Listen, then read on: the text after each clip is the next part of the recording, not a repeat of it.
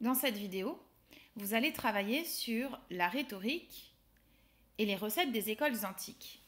En particulier, vous allez vous interroger sur les types de preuves, autrement dit les types d'arguments à fournir dans un discours. Alors, depuis l'Antiquité, pour travailler sur un discours, on s'appuie sur l'homme, et en particulier sur ce qu'on imagine être les trois parties fondamentales de l'individu. On considère donc que l'individu fonctionne à partir du cœur, des émotions, de la pensée, donc de la raison, mais aussi du regard, du jugement qu'il porte sur les choses, c'est-à-dire de la moralité. Et depuis l'Antiquité, on considère qu'un bon discours fourni par un orateur doit s'appuyer sur ces trois parties de l'être humain.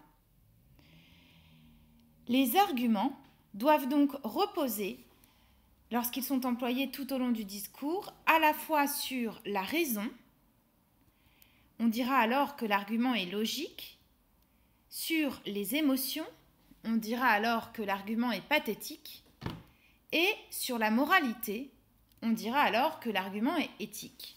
Chacun a un but différent. L'argument logique a pour but de faire réfléchir, l'argument pathétique a pour but d'émouvoir, et l'argument éthique a pour but de bien disposer l'auditoire. Commençons par l'argument logique, donc la raison. L'argument logique travaille sur le discours et sur la manière dont il est fabriqué. Prenons un exemple, un discours de Robert Badinter prononcé à l'Assemblée nationale en 1881, dans lequel l'orateur veut convaincre l'auditoire d'abolir la peine de mort, c'est-à-dire d'y mettre fin. Ici, il pose des raisonnements. Voici ce qu'il dit. La révolution de 1830 a engendré, en 1832, la généralisation des circonstances atténuantes. Le nombre des condamnations à mort diminue aussitôt de moitié.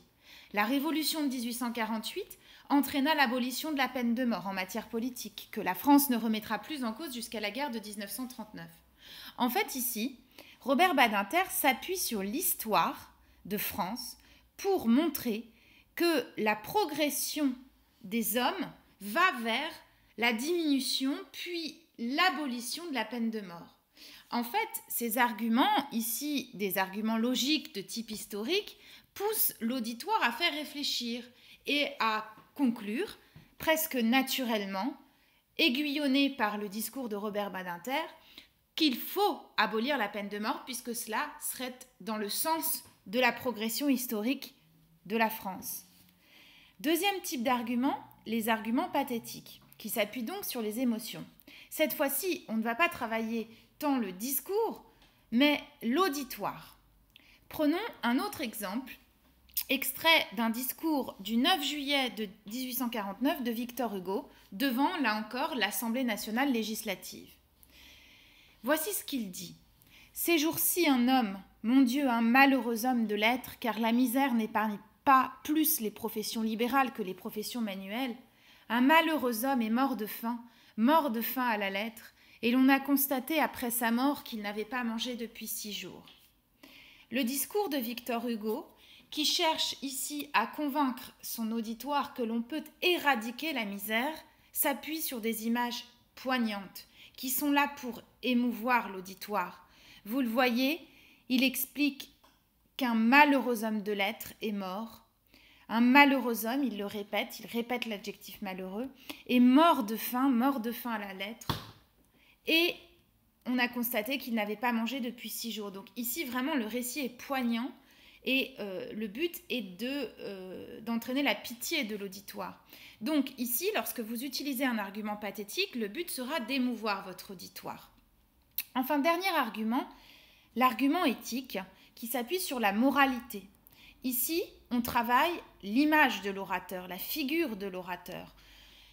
Prenons un autre exemple, un autre discours de Victor Hugo à l'Assemblée nationale législative. Eh bien, je suis de ceux qui ne veulent pas qu'on altère le caractère de l'ouvrier parisien. Je suis de ceux qui veulent que cette noble race d'hommes conserve sa pureté. Je suis de ceux qui veulent qu'elle conserve sa dignité virile, son goût du travail, son courage à la fois plébéien et chevaleresque. Je suis de ceux qui veulent que cette noble race admirée du monde reste admirable. Voyez ici, Victor Hugo s'appuie sur sa propre personne pour convaincre son auditoire. Il se pose en homme de bien, en homme, et il le répète, qui veut continuer de voir dans l'ouvrier parisien le caractère admirable, chevaleresque, noble qui est le sien. En fait, il s'appuie sur une image positive de lui-même, liée à l'image positive qu'il cherche à montrer de l'ouvrier parisien. Le but ici, c'est de bien disposer son auditoire et de le convaincre, ici, que l'on est un argumentateur valable, un orateur valable. Voilà, un bon discours mélange les trois types d'arguments puisqu'il touche les trois parties. Vous avez donc compris comment fonctionnent les types d'arguments dans la rhétorique